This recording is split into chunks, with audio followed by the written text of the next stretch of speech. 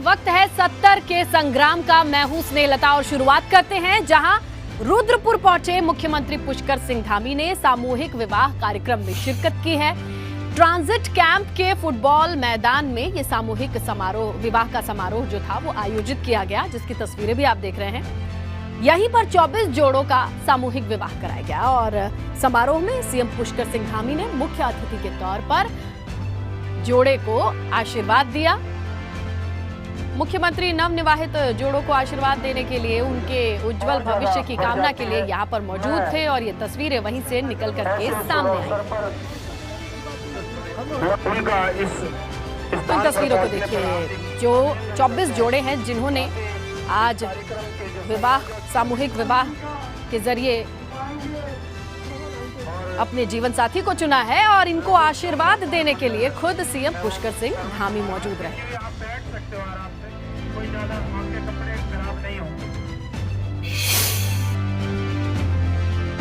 CM Pushkar Singh Dhami Lansdowne के दौरे पर रहे। इस दौरान सीएम धामी ने कई योजनाओं का लोकार्पण और शिलान्यास किया। 90 करोड़ की 15 योजनाएं हैं जिनका शिलान्यास हुआ है, जबकि 2 योजनाओं का लोकार्पण किया गया। इसके साथ ही महिलाओं को महालक्ष्मी किट बांटी, स्वयं सहायता समूहों को चेक भी बांटे।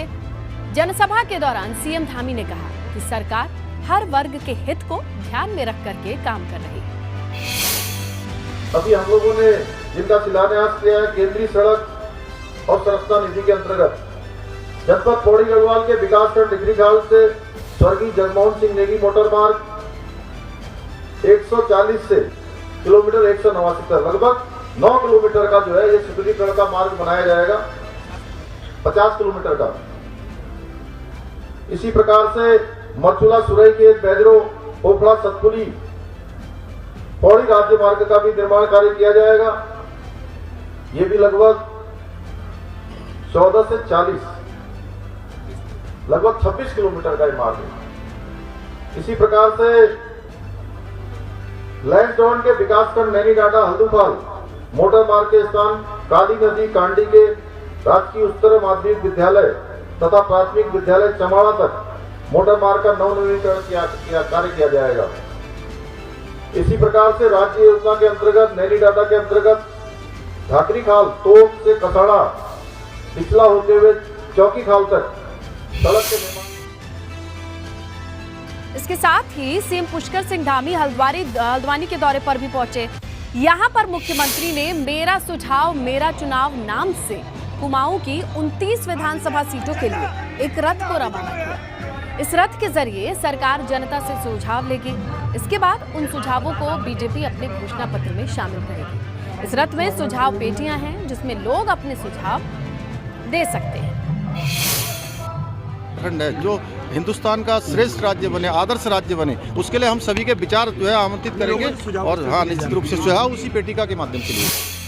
और उधर देहरादून में कांग्रेस ने प्रेस कॉन्फ्रेंस की है। इस दौरान पूर्व सीएम हरीश रावत और कांग्रेस के प्रदेश अध्यक्ष गणेश गोदियाल ने कई मुद्दों को उठाकर सरकार को घेरने की कोशिश की है।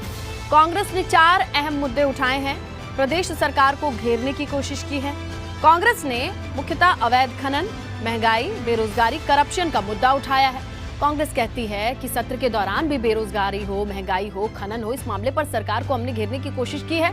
साथ ही कांग्रेस 18 तारीख से राज्यव्यापी आंदोलन भी करने जा रही है। महंगाई, अवैध खनन, भ्रष्टाचार और बेरोजगारी, ये 4 ज्वलंत सवालों पर राज्य के सामने खड़ी 4 ज्वलंत चुनौतियों पर सत्तारूढ़ दल को वो पूर्णतः बेनकाब करने में बहुत सफल रही है। 4 मुद्दों पर जिनका मैंने अभी उल्लेख किया, अलग अलग दिन हम खनन के मुद्दे पर,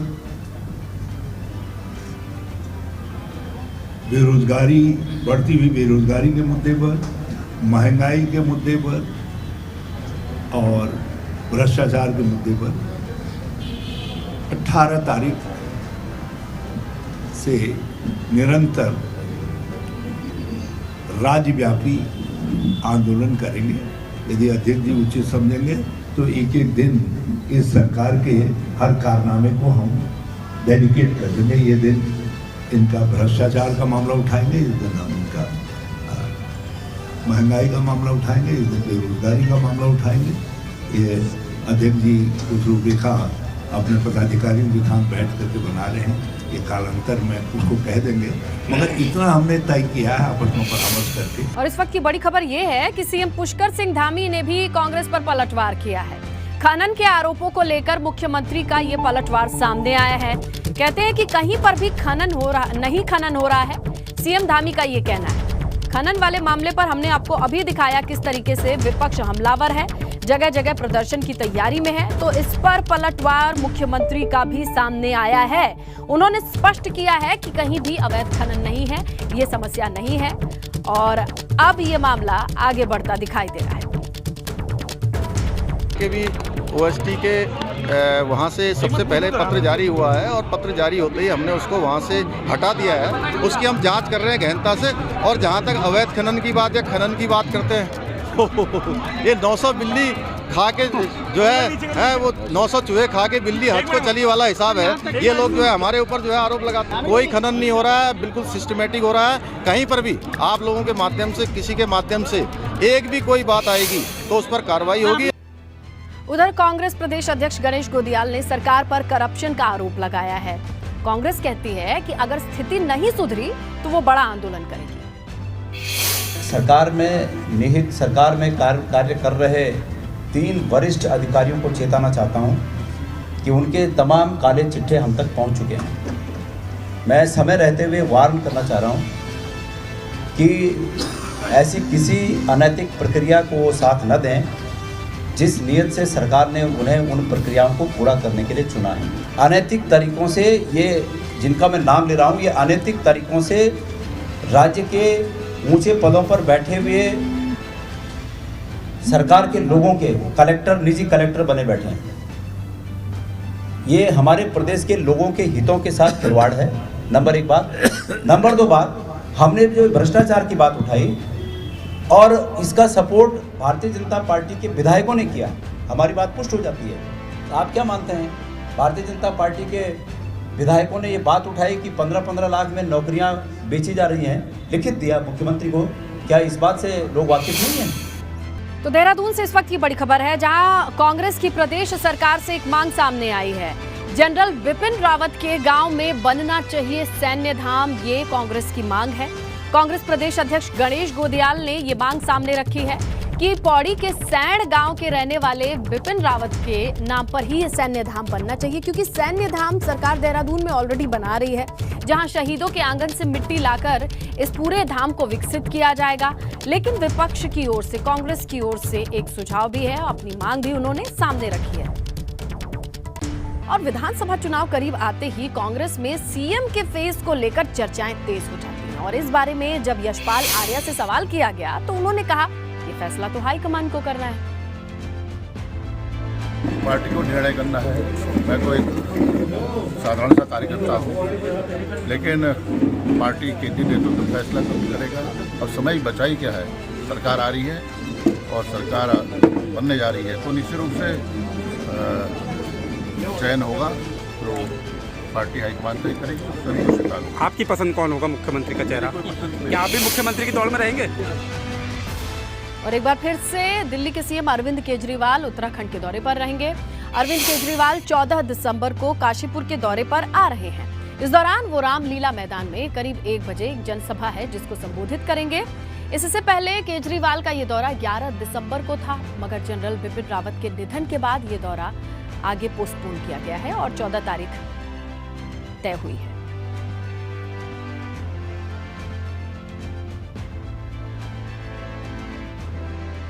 केजरीवाल जी का दौरा 14 दिसंबर को काशीपुर में तय हुआ है। हमारे नेता माननीय अरविंद केजरीवाल जी 14 दिसंबर को उत्तराखंड की पावन धरती पर और काशीपुर जो मेरी जन्मभूमि है उस पे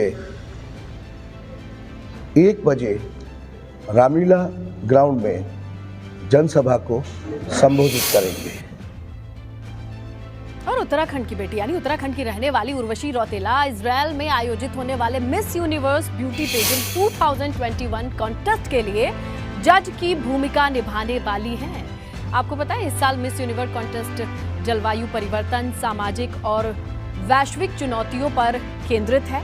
उर्वशी इस अंतर्राष्ट्रीय मंच का हिस्सा बनने वाली हैं और इसके लिए उनके फैंस हों, उनके घर वाले हों, आसपास के लोग हों, बड़े एक्साइटेड हैं। इससे पहले उर्वशी ने इजरायल के पूर्व प्रधानमंत्री बेंजामिन नेतन्याहू से मुलाकात की है, उन्हें गीता भी भेंट की है।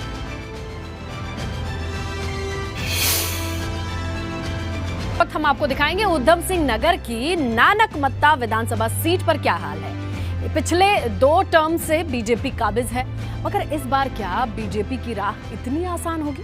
देखिए।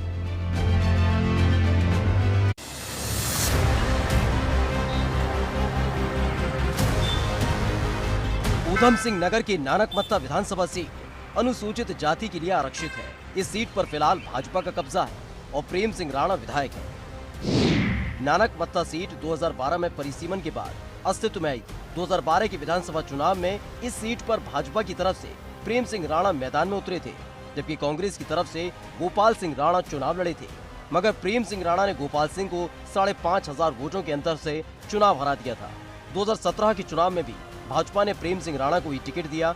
उन्होंने इस बार कांग्रेस के गोपाल सिंह को 10,000 वोटों से शिकस्त दी थी।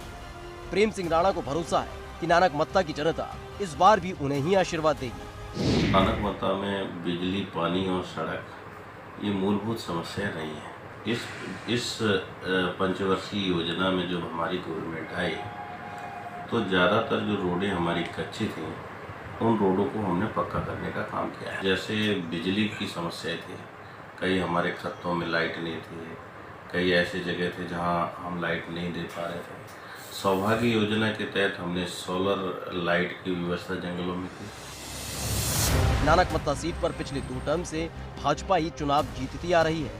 इस बार भी मुकाबला प्रेम सिंह और गोपाल के बीच ही होने की उम्मीद है, मगर इस बार पहाड़ पर सियासी समीकरण बदले हुए हैं। कांग्रेस कुमाऊं में पूरी ताकत के साथ चुनाव लड़ रही है, साथ ही आम आदमी पार्टी भी इस क्षेत्र में काफी सक्रिय है। इसलिए कहना मुश्किल है कि नानकमत्ता में इस बार भाजपा की राह आसान रहेगी। एबीपी गंगा के लिए नानकमत्ता से धीरेन्द्र गौड़ की रिपोर्ट।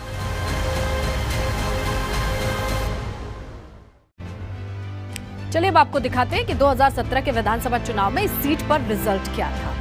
बीजेपी के टिकट पर प्रेम सिंह राणा मैदान में थे और वहीं कांग्रेस की बात कर ले तो गोपाल सिंह को टिकट मिला था, मगर प्रेम सिंह राणा ने कांग्रेस की गोपाल सिंह को 10,000 वोटों से शिकस्त दी थी।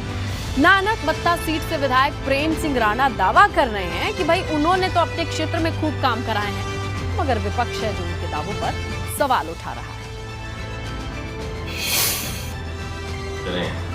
तो शिक्षा की दृष्टि से यहाँ नानकमत्ता में डिग्री कॉलेज का भी हमने स्थापना करी है। स्वास्थ्य में हमारे यहाँ देखिए नानकमत्ता प्राथमिक स्वास्थ्य केंद्र रहा, उसको हमने सामुदायिक स्वास्थ्य केंद्र में उच्चीकरण कराया और उसके तहत हमारे यहाँ पिछली गवर्नमेंट में डॉक्टर का अभाव था, लेकिन इस गवर्नमेंट में जब हमारी गवर्नमेंट आई तो यहाँ 5 डॉक्टर आ गए हैं। डॉक्टर प्रेम सिंह राणा 10 साल विधायक रहे, 2012 से और आज 2021 है, 22 में चुनाव होने वाले हैं। इन 10 सालों में उनकी एक भी उपलब्धि नानकमत्ता विधानसभा क्षेत्र में नहीं है। चाहे वो किसी भी क्षेत्र में, चाहे एजुकेशन के क्षेत्र में देख लो, स्वास्थ्य के क्षेत्र में देख लो, बिजली के क्षेत्र में देखो, सड़क के क्षेत्र में देख लो, या किसी भी मामले स्वास्थ्य के क्षेत्र में देख लो, कहीं पर भी उन्होंने कोई भी काम एक ढीले का काम नहीं किया है। 10 साल अपना विकास तो किया उन्होंने, लेकिन क्षेत्र का विकास नहीं किया। आइए अब ये जानते हैं कि नानकमत्ता क्षेत्र के जनता के बीच बड़े मुद्दे हैं कौन से। तो पहला मुद्दा आता है इस विधानसभा क्षेत्र में कि अस्पताल नहीं है। तो समझिए लोगों को या तो खटीमा या रुद्रपुर जाना पड़ता है जब इलाज की बात आती है। अगला मुद्दा 10वीं के बाद स्टूडेंट्स क्या करें, पढ़ाई की समस्या है। इंटर कॉलेज यहाँ है नहीं, इसकी मांग उठाते हैं। आगे बढ़ते हैं, सड़कों पर अगर काम की आप बात करें तो बहुत काम होना अभी बाकी है, ये यहाँ मुद्दा है। अगला मुद्दा बिजली से जुड़ा, भाई देखिए, बिजली की समस्या दूर करने के लिए सौर ऊर्जा लाइट्स बांटी गई हैं, लेकिन कमी अभी दूर नहीं हुई है।